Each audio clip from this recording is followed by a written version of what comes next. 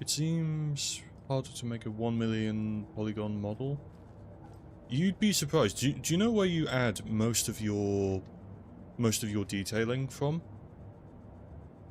The thing that ends up taking a surprising amount of detail, if you're not being too careful about what you're doing, is actually the hair.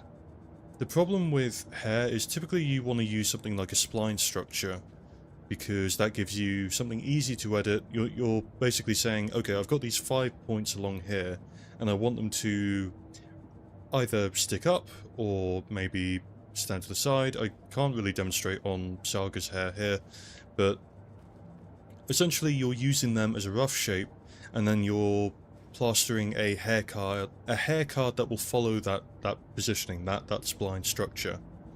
The problem is, if you're using, say, a model like mine, where you're trying to add volume or a material over it, when you go to apply it, if you've used a kind of a rough shape outline, and you've got something like 100 different pieces of hair, suddenly you've got a million vertices in just the hair alone. It's always the most taxing part of any of the models I've ever created, which kind of seems ridiculous, because you've got like a really high poly model for the face, and then the hair immediately nukes that record. That being said, though, that is with a lack of optimization.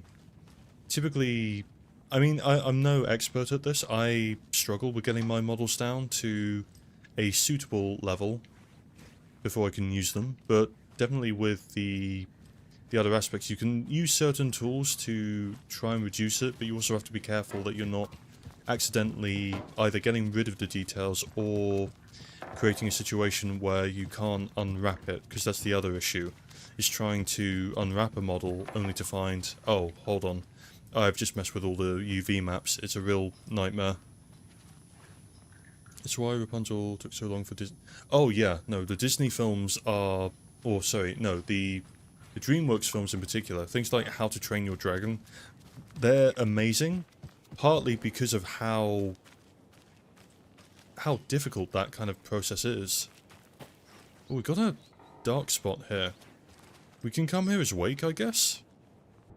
I mean, you also have to be careful about... So for me, if you see as I move, I've got one singular strand of hair that has physics enabled, and it took me a while to get that one strand of hair working.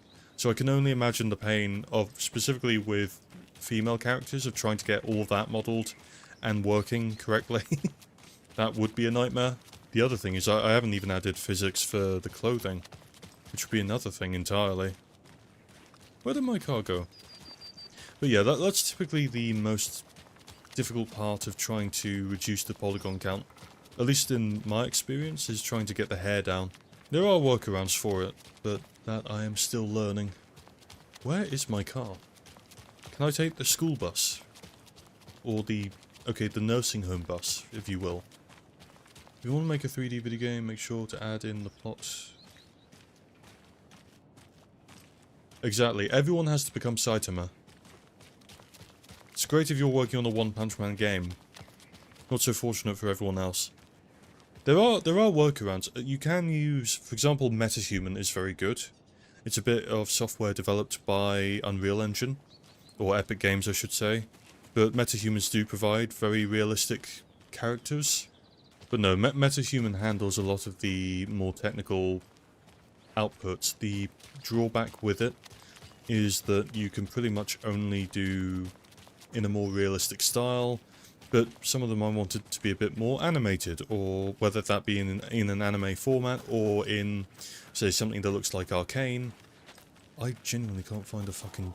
Yeah, that's a good idea. I do have a map. I should be using it.